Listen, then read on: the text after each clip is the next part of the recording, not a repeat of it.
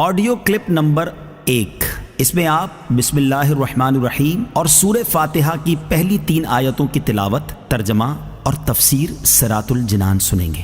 بسم اللہ الرحمن الرحیم۔ ترجمہ: اللہ کے نام سے شروع جو نہایت مہربان رحمت والا ہے۔ بسم اللہ، اللہ کے نام سے شروع۔ تفسیر صراط الجنان میں اس کی تفسیر کچھ اس طرح ہے۔ علامہ احمد ساوی رحمۃ اللہ تعالی علیہ فرماتے ہیں، قرآن مجید کی ابتدا بسم اللہ سے اس لیے کی گئی تاکہ اللہ تعالیٰ کے بندے اس کی پیروی کرتے ہوئے ہر اچھے کام کی ابتدا بسم اللہ سے کریں، اور حدیث پاک میں بھی اچھے اور اہم کام کی ابتدا بسم اللہ سے کرنے کی ترغیب دی گئی ہے۔ چنانچہ حضرت ابو ہریرہ رضی اللہ تعالی عنہ سے روایت ہے، حضور پر نور صلی اللہ تعالی علیہ وسلم نے ارشاد فرمایا، جس اہم کام کی ابتدا بسم اللہ الرحمن الرحیم سے نہ کی گئی تو وہ ادھورا رہ جاتا ہے۔ لہٰذا تمام مسلمانوں کو چاہیے کہ وہ ہر نیک اور جائز کام کی ابتدا بسم اللہ الرحمن الرحیم سے کریں، اس کی بہت برکت ہے۔ الرحمن الرحیم، جو بہت مہربان رحمت والا ہے۔ امام فخر الدین رازی رحمۃ اللہ تعالی علیہ فرماتے ہیں، اللہ تعالیٰ نے اپنی ذات کو رحمان اور رحیم فرمایا تو یہ اس کی شان سے بعید ہے کہ وہ رحم نہ فرمائے۔ مروی ہے کہ ایک سائل نے بلند دروازے کے پاس کھڑے ہو کر کچھ مانگا تو اسے تھوڑا سا دے دیا گیا۔ دوسرے دن وہ ایک کلاہڑا لے کر آیا اور دروازے کو توڑنا شروع کر دیا۔ اس سے کہا گیا کہ تو ایسا کیوں کر رہا ہے؟ اس نے جواب دیا، تو دروازے کو اپنی عطا کے لائق کر یا اپنی عطا کو دروازے کے لائق بنا۔ اے ہمارے اللہ عز و جل، رحمت کے سمندروں کو تیری رحمت سے وہ نسبت ہے جو ایک چھوٹے سے ذرے کو تیرے عرش سے نسبت ہے، اور تو نے اپنی کتاب کی ابتدا میں اپنے بندوں پر اپنی رحمت کی صفت بیان کی، اس لیے ہمیں بھی اپنی رحمت اور فضل سے محروم نہ رکھنا۔ الحمد للہ رب العالمین۔ ترجمہ: سب تعریفیں اللہ کے لیے ہیں جو تمام جہان والوں کا پالنے والا ہے۔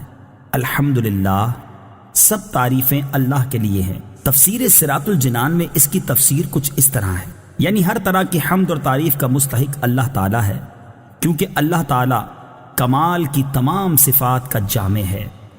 حمد اور شکر کی تعریف۔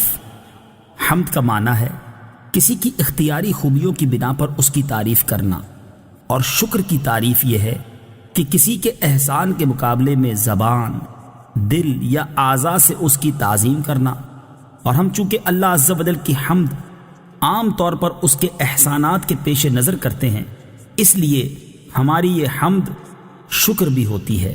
مسلم شریف کی حدیث ہے، حضرت انس بن مالک رضی اللہ تعالی عنہ سے روایت ہے، نبی اکرم صلی اللہ تعالی علیہ وسلم نے ارشاد فرمایا، اللہ تعالیٰ بندے کی اس بات سے خوش ہوتا ہے کہ وہ کچھ کھائے تو اللہ تعالیٰ کی حمد کرے، اور کچھ پیے تو اللہ تعالیٰ کی حمد کرے۔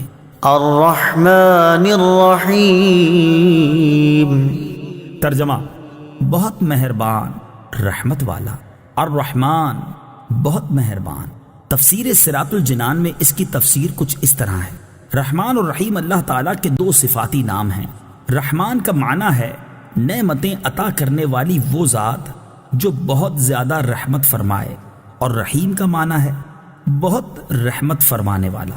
یاد رہے کہ حقیقی طور پر نعمت عطا فرمانے والی ذات اللہ تعالیٰ کی ہے، کہ وہی تنہا ذات ہے جو اپنی رحمت کا بدلہ طلب نہیں فرماتی۔ ہر چھوٹی بڑی، ظاہری، باطنی، جسمانی، روحانی، دنیاوی اور اخروی نعمت اللہ تعالیٰ ہی عطا فرماتا ہے، اور دنیا میں جس شخص تک جو نعمت پہنچتی ہے وہ اللہ تعالیٰ کی رحمت ہی سے ہے، کیونکہ کسی کے دل میں رحم کا جذبہ پیدا کرنا، رحم کرنے پر قدرت دینا، نعمت کو وجود میں لانا، دوسرے کا اس نعمت سے فائدہ اٹھانا، اور فائدہ اٹھانے کے لیے اعضاء کی سلامتی عطا کرنا، یہ سب اللہ تعالیٰ کی طرف سے ہی ہے۔ مالک یوم الدین۔